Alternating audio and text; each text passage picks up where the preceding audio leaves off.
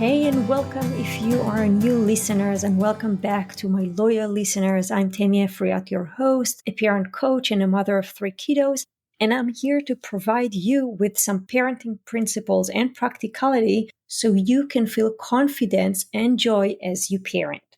And so today we want to address the consequence topic, but if you didn't listen to how to set boundary, go ahead and listen to the previous episode number 34, how to set boundaries. I also want to mention that covering a topic in a single, about 10 minutes episode is hard. So I encourage you to subscribe to the podcast and to sign up for the newsletter so you can get the summary of the episodes, some book reviews, and free downloads that you can have handy and use whenever you want and need. Okay, so let's jump into consequence. So consequence has a bad reputation, and I hope that by the end of this episode, you will get the difference between consequence and punishment. And the very first thing I want to ask is, why do we even use consequence? So with some kids, you set the boundary, you introduce the boundary, you give them the reason, they get it, and the boundary is simply met. And so generally speaking, I recommend to start by stating and setting the expectation around boundary without mentioning the consequence, showing some face, as I mentioned in previous episode, giving the chance to your child to show that he listens and he respects what you're saying, he gets that and he's doing it. On the other hand, there are some kids that tend to push boundaries and they are more maybe strong-willed, and just reasoning is not enough for them. And then for those kids, it's crucial to know what's the consequence, to know what's the outcome for their behaviors or their words. Also, kids are just kids. Their brain is not fully developed yet. And sometimes they're simply taking poor decisions because they don't have the perspective taking yet. And so in those scenarios, we really want to help the kids understand the impact of their choices. We want to bring the kids awareness of what would be, for example, the natural consequence of going out without a raincoat, because they might not think about it. So the purpose of consequence is to help the kids understanding the impact of their choices and actions and develop a sense of responsibility. And in terms of how early do you set the boundary and set the consequence, I would say as early as possible, because, if a baby is throwing a toy and you just ignore it, you put it in place for them, you reinforcing them probably unconsciously, but they get that there will be always someone to clean up the mess after them. And so they don't get that they need to take responsibility and that there is an outcome for their actions. Okay, so let's dive in. We have two kinds of consequence, the natural consequence and the logical consequence. So natural consequence will happen with or without the parent interfering. For example, as I mentioned before, if it's raining outside and your kid chooses to go without an umbrella, without a coat, most likely he'll get wet.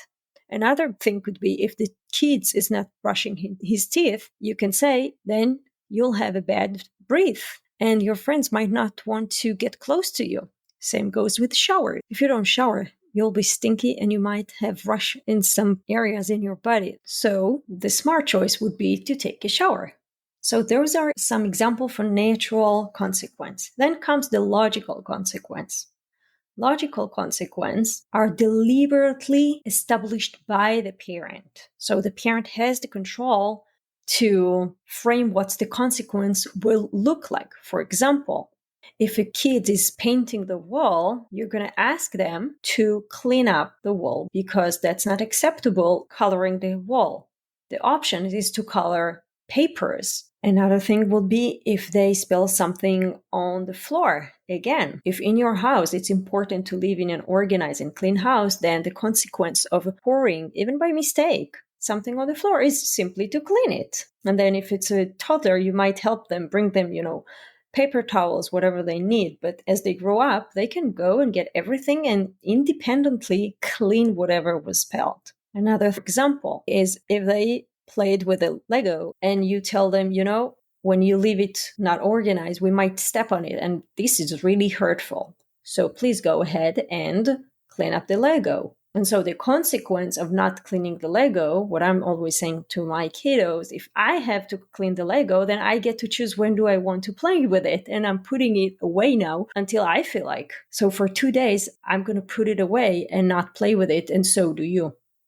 Also, when it comes to consequence, I always mentor my kiddos to use the consequence with the siblings.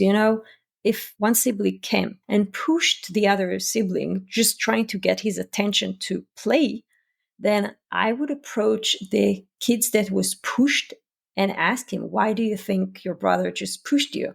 And he would say, because he wanted to play with me. And I would say, and did you feel comfortable when he did that? Obviously, the answer will be no. And then I say, okay, so let your brother knows that if he wants to play with you, he would come and use his words and tell him, ask me, don't push me. I don't like it. And so I guide my kids, and I'm trying to do it not from a judgmental point of view, just from a consequence point of view, meaning that the kids who was pushed can also say, if you're going to push me, I won't play with you. So again, between the kids, they understand how to use the concept of consequence to effectively communicate between them. Okay, so here are some key elements when it comes to consequence. The first will be tell the consequence, introduce the consequence before you actually implement that. Also, when you introduce the consequence, say it with no anger or resentment attached. Not in an impulsive way. It's not like, oh, you spilled this thing on the floor, clean it up right away. Or, oh, you didn't put this raincoat, you'll be soaking wet and you'll get sick. So first of all, only stick to the truth. The second thing would be, has a direct connection to the behavior, meaning that, let's say my kids took one more candy than he was allowed to take. The consequence is not, you're not going to have screen time for the next 2 weeks. Okay, there is no connection between screen time and getting an extra candy. The other thing is the consequence has to be in proportion to the behavior, meaning that if, again, with the candy example, if the child took one more candy than he was permitted, the consequence is not, you're not going to have any cookies in the next 2 weeks. What we like to do in our house is actually use the budget idea, which means that, for example, if there is 2 cookies per day and the kids took 3 cookies, then the next day we'll take off 1 cookie from his budget and he'll get only 1 cookie. So again, with screen time, it also, if they get 30 minutes a day and then one day they did 45 minutes, then the following day they get only to have 15 minutes. The point is that there is a consequence, okay? And one more thing about the proportion of the consequence is, as adult, when you cross red light, it's not that you're going to the jail. So make the consequence reasonable. Use a scale, because when we tend to be so harsh with the consequence, then if the behavior really gets worse or more intense, or there is an increase with the frequency of the behavior, we have no leverage to, because we used our strongest tool in our consequence bucket. So that's the thing about the scale of the consequence. Okay, I bet you already heard that, but I do want to mention, be consistent with your consequence. So whenever the kid shower for longer, then you wouldn't read the book. So be really consistent with the consequence that you're setting. And also, I said that before, I'm going to say it again. Prioritize. Don't tackle all the things that you want to address in a single day. Just pick the most important one, work in it. And then once it's kind of settled, it's a habit already, they got it, then move on. And then last thing is set and hold the boundary, meaning come up with the consequence that you can actually execute. For example, if they watch too much screen time and you're going to say, oh, for the next 2 days, you're not going to have screen at all. But then you know that you have, I don't know, work, a meeting you have to show up to, and you can't whatsoever have someone interrupting you in the middle of the meeting. Or if that's a weekend and you know that you need for your own self-care this noon nap, then just be intentional with the consequence. Make sure you can execute them. So just to sum up, we have natural consequence, things that you cannot control. Then you have logical consequence, which is this thing that you are deliberately establish. The key element for effective consequence are introduce the consequence before you actually implement that. The consequence has to be in direct connection to the behavior. The consequence also has to be proportional to the behavior. Be consistent with your consequence and use consequence that you can actually execute. Last word, I hope that by now you got the main difference between punishment and consequence lies in the intention and the nature.